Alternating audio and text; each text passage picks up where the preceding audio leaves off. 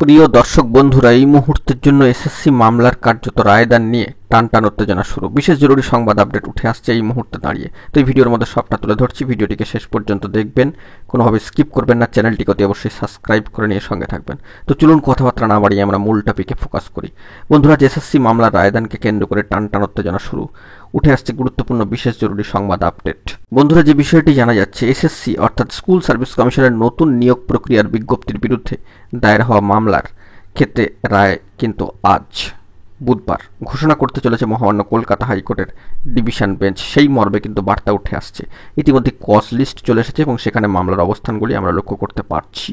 তো সেই নিরিখে দাঁড়িয়ে মহামান্য কলকাতা হাইকোর্টের ডিভিশন বেঞ্চ অনারেবল জাস্টিস সম্মানীয় বিচারপতি সৌমেন সেন মহাশয় এবং অনারেবল জাস্টিস স্মিতা দাস দে মহাশয়ের ডিভিশন বেঞ্চ এই বিষয়ে জানিয়ে রাখা দরকার যে মামলার শুনানি শেষে রায়দান কার্যত স্থগিত রাখা হয়েছিল সুপ্রিম কোর্টের চাকরি বাতিলের নির্দেশের পরিপ্রেক্ষিতে নতুন নিয়োগ প্রক্রিয়া চালু করেছে এসএসসি বা West Bengal central school service commission. কিন্তু সেই নিয়োগের যে বিজ্ঞপ্তি তা নিয়ে কার্যত মামলা দায়ের হয়েছে। ইতিমধ্যেই নিয়োগ পরীক্ষায় চিহ্নিত অবৈধ বা অযোগ্য যারা তাদের বসা নিষিদ্ধ করেছে মহামান্য কলকাতা হাইকোর্ট।